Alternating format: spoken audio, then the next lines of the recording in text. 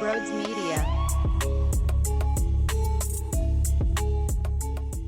That's what you do to a team that sucks. You blow them out. You score 75 points at half. You have your MVP drop 48 points in 3 quarters. He only had 1 turnover. Maxey had 0 and 11 assists mixed in with his 22 points. Batum off the bench for the first time in a Sixers uniform. Look magnificent. This team plays hard. Whether it's Mo Bamba, the last guy on the bench, or the Joel Embiid show, you name it, these guys are giving it their all, and it is outstanding. Now we get to see a matchup against the Boston Celtics this week, and that's incredible. So we have a team right now clicking. We have a team right now with a guard in Tyrese Maxey.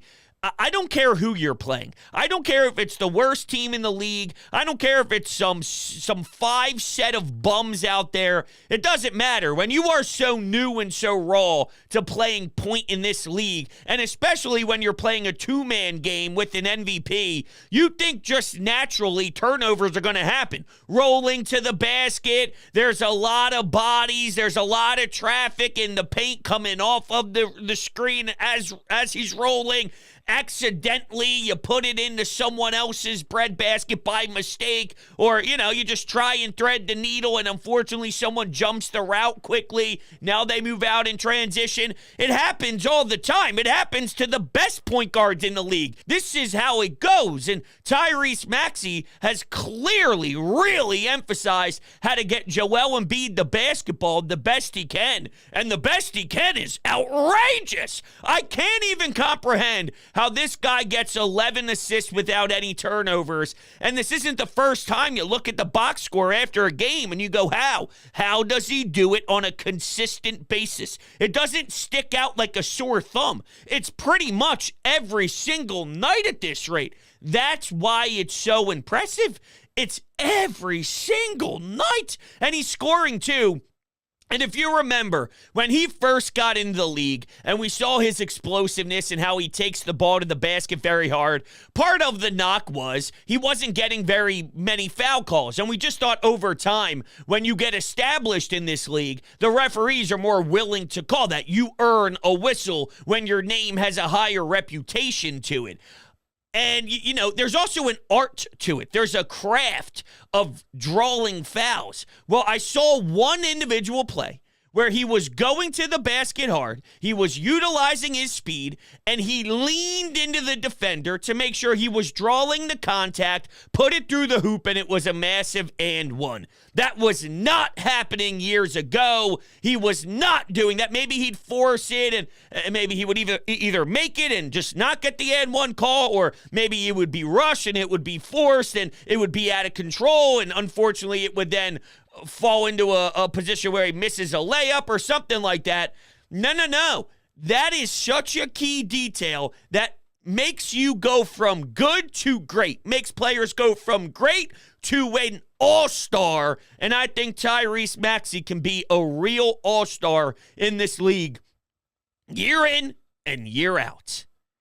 Especially if he keeps this up, and there's no signs of him ever slowing down with how he approaches his job. But man, it is so ridiculous to watch this team play. There's no fear when the Wizards play nonchalantly down 25 points. They were never going to make a serious enough run to come back and actually win it. It was just, okay, Sixers, let's get it together here. And then, of course, Joel with a few and ones, the mid-range jumper, whatever he wanted to do tonight, he could do at will. And sure, there's nobody who can stop him on the Wizards, but there's no one who can stop him ever. This is what he's been doing on a night-to-night basis for years now. Okay, 48 and 30-plus minutes. How many minutes did he actually play?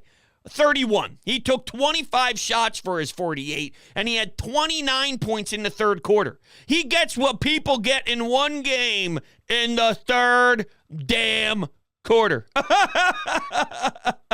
Awesome. This team's got a smell right now that smells beautiful. You ever go to Bath and Body Works and the second you walk into that place, it's, oh, is that Paris Armoire? Oh, is that Japanese cherry blossom? Oh, what is that over there? I'm trying to think of another one, but I don't know another one off the top of my head. But those scents, it's like, oh, God, that is, oh,